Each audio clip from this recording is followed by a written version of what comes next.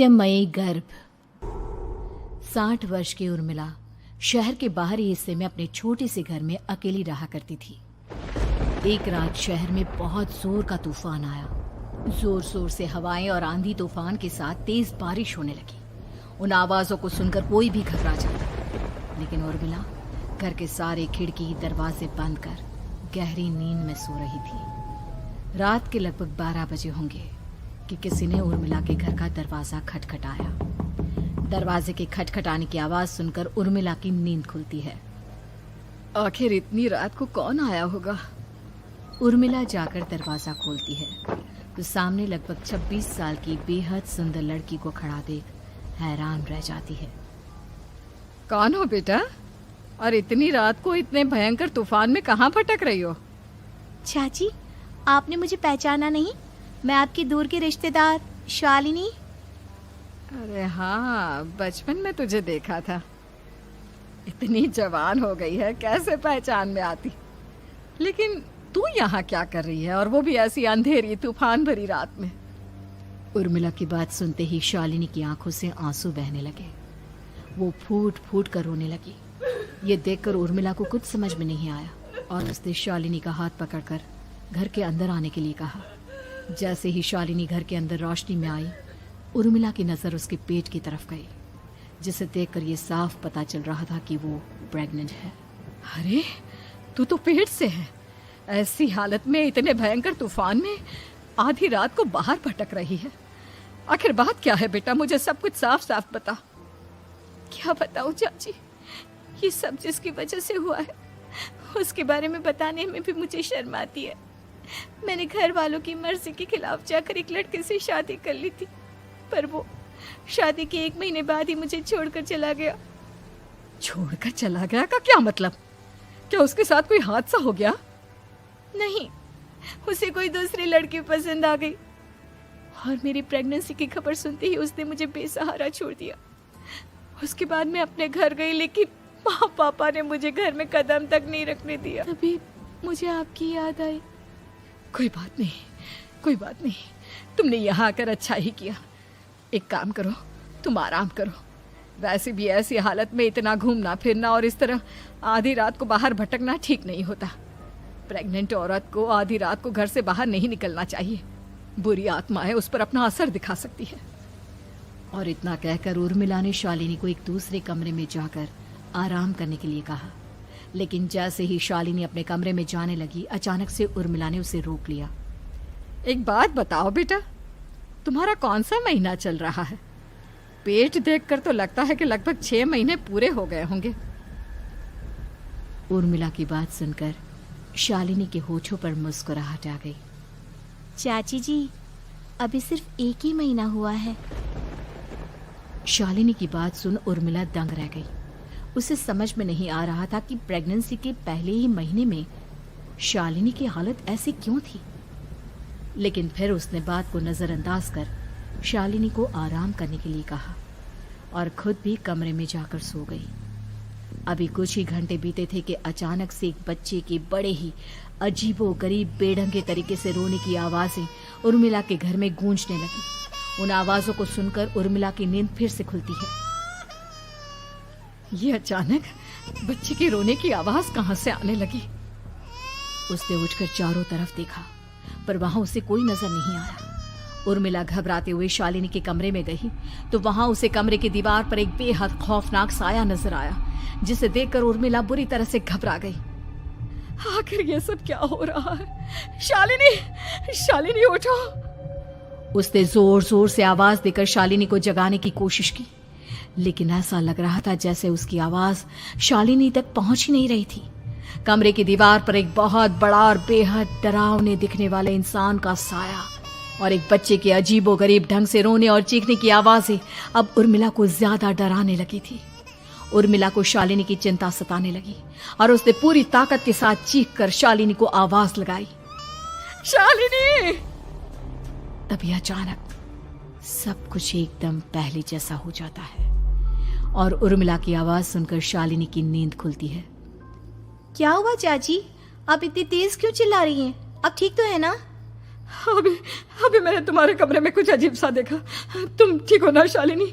मुझे यहाँ एक बच्चे के रोने की आवाज़ें आ रही थी। लगता है आपको मेरी कुछ ज़्यादा ही चिंता हो गई है। आपने मेरी प्रेगनेंसी के बारे में कुछ ज़्यादा ही सोच लिया होगा। मैं एकदम ठीक हूँ, आप आराम से सो जाइए।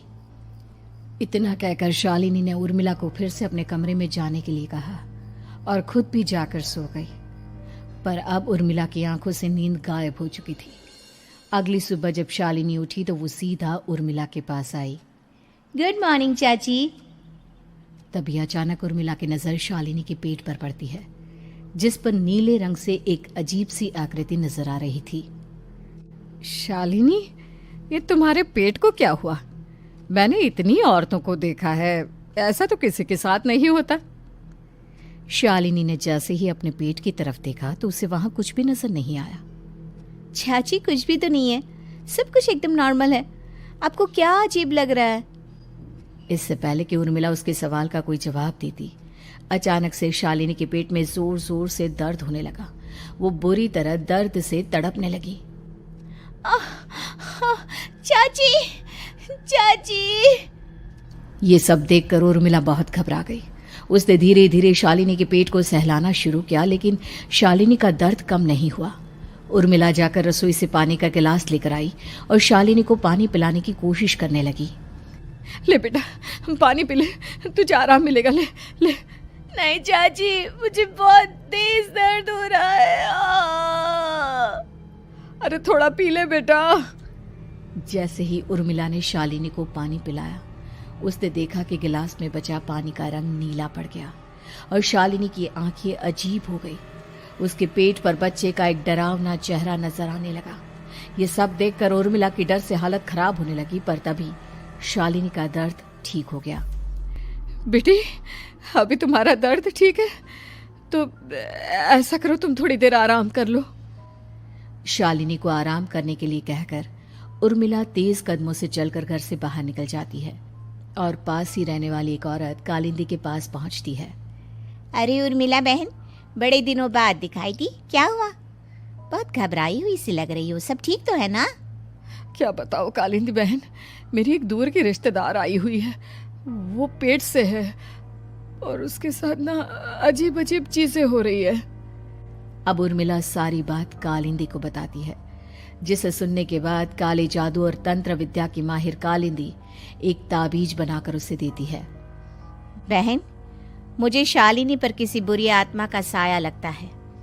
ये ताबीज ले जाओ, आज रात को 12 बजे उसे पहना देना, फिर सब ठीक हो जाएगा। उर्मिला ताबीज लेकर घर वापस आती है और अब आधी रात के होने का इंतजार करने लगती है। जैसे ही आधी रात होती है, वो नींद में सोई शालिनी को ताबीज पहना शांति से अपने कमरे में आकर अपने पलंग पर लेट जाती है। अब सब ठीक हो जाएगा, ये सोचकर उर्मिला शांति की एक सांस ही लेती है कि तभी अचानक उसकी आंखों के सामने कुछ ऐसा आता है जिसे देखकर उर्मिला डर से चीखने लगती है। तुम कौन हो? कौन हो तुम? जाओ यहाँ से, जाओ जाओ यहाँ से। तभी उर्मिला की एक जोरदार दर्द भरी डरावनी चीख वहां पर गूंज गई। उर्मिला की आंखों के सामने एक बच्चा खड़ा हुआ था, जिसका पूरा शरीर किसी बूढ़े की तरह नजर आता था, लेकिन मुंह किसी नवजात बच्चे की तरह था। उसकी आंखें गुस्से से लाल थी और वो घूर घूर कर उर्मिला की तरफ देखा जा रहा था। कौन हो तुम? कौन हो? उर्मिला के चीखते ही वो बच्चा जोर जोर से रोने लगा। घबराकर उर्मिला ने अपने हाथों को अपने कानों पर रख लिया। उसकी समझ में नहीं आ रहा है कि आखिर ये सब उसके साथ क्या हो रहा है। कौन हो तुम? कौन हो? क्या चाहते हो मुझसे? जाओ जाओ यहाँ से, आखिर तुम हो कौन? तभी अचानक से उर्मिला के पूरे घर में लाल रंग की रोशनी फैल गई। वो बच्चा धीरे धीरे कदमों से चलता हुआ उर्मिला की तरफ बढ़ने लगा। किसी नवजात पैदा हुए बच्चे के जैसे उसके रोने की आवाज अब उर्मिला के कानों में गूंज रही थी। लेकिन कुछ ही सेकंड में वो चुप हो गया और उसने बेहद खतरनाक आवाज में उर्मिला के सवाल का जवाब दिया। मैं वो हूँ जो अब तक पैदा नहीं हुआ, लेकिन जब मैं पैदा हो जाऊंगा तो वो होगा जो अब तक कभी नहीं हुआ। क्या कहना चाहते हो तुम? ऐसा क्या हुआ जो अब तक नहीं हुआ? तबाही होगी, तबाही। सब कुछ खत्म हो जाएगा और ये जो लड़की मुझे जन्म देने वाली है, मैं उसका खून पी जाऊंगा, सारा खून।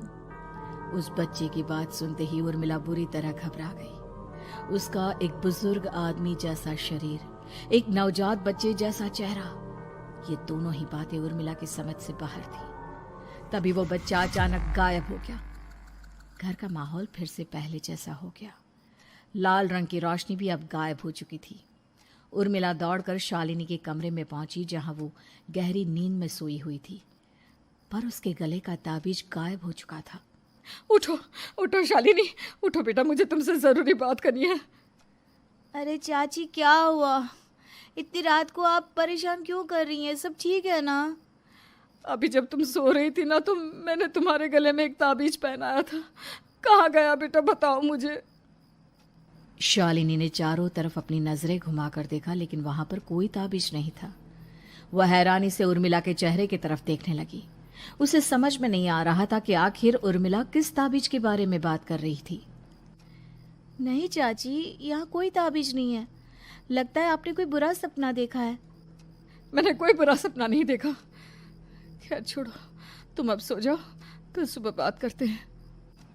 डर और घबराहट की वजह से उर्मिला की आंखों से नींद तो जैसे बिल्कुल गायब हो गई थी। अगली सुबह उर्मिला बिना कोई देर किए गांव के बाहर एक छोटी सी झोपड़ी में रहने वाले बूढ़े पंडित के पास पहुंची। पंडित जी, मेरी मदद कीजिए। अरे आओ आओ उर्मिला, क्या हुआ? सब ठीक तो है ना? क्या बताओ पंडित जी, बहुत बड़ी मुसीबत है। मेरी दूर की एक रिश्तेदार लड़की पेट से है और उसके साथ बहुत डरावनी चीजें हो रही है। कल रात को तो एक अजीब सा दिखने वाला बच्चा मेरी आंखों के सामने आकर खड़ा हो गया था। ये तुम क्या कह रही हो? मुझे साफ साफ बताओ कि आखिर तुमने क्या देखा? उर्मिला ने अपने साथ हुई बीती रात की पूरी घटना पंडित जी को बताई, जिसे सुन पंडित जी के माथे पर चिंता की लकीरें उभर आई। अनर्थ होने वाला है, अनर्थ।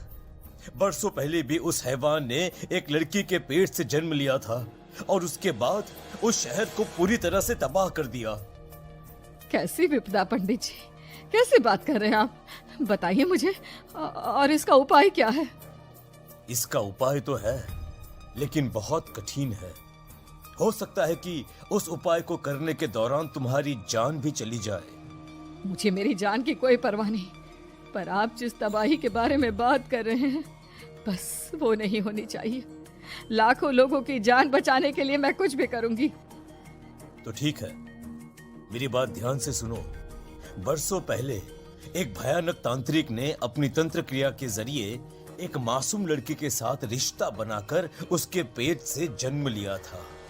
इस तरह से वो अपने जैसे लोगों की संख्या इस दुनिया में बढ़ाना चाहता था। आपके कहने का मतलब है कि शालिनी के पेट से भी उस शैतान को जन्म लेना है, इसलिए उसने उसके साथ ये सब किया है? ठीक पहचाना तुमने। अब मैं तुम्हें एक ऐसा सिंदूर दूंगा जिसे तुम्हें ले जाकर उस लड़की के पेट पर लगाना होगा। क्या ऐसा करने से सब कुछ ठीक हो जाएगा? नहीं उर्मिला, ये सब इतना आसान नहीं। उस लड़की के पेट पर सिंदूर लगाने के बाद तुम्हें उसका पेट काटकर उस हैवान को बाहर निकालना होगा। नहीं पंडित जी, मैं ये सब नहीं कर सकती। मैं भला एक जिंदा लड़की के पेट को अपने हाथों से कैसे काट सकती हूँ? अगर तुमने ऐसा नहीं किया तो कुछ ही दिनों में वो हैवान उस लड़की के शरीर से जन्म लेगा और उसके शरीर के सारे खून को पीकर अपनी ताकत को बढ़ाएगा। उसके बाद वो धीरे धीरे इस पूरे शहर को तबाह कर देगा। यहाँ पर कोई जिंदा नहीं बचेगा। लेकिन अगर मैं उसके पेट को काट दूंगी तो क्या वो जिंदा बच पाएगी? अगर शालिनी को कुछ हो गया तो, अगर उसकी मृत्यु हो गई तो? ऐसा कुछ नहीं होगा उर्मिला, तुम्हें अपने मन को पक्का करके ये काम करना ही होगा। सिंदूर लेने के बाद उर्मिला झोपड़ी से बाहर निकलने ही वाली थी कि तभी पंडित जी ने उसे पीछे से आवाज देकर रोका। उर्मिला, उस लड़की का पेट काटकर हैवान को बाहर निकालना ही काफी नहीं होगा।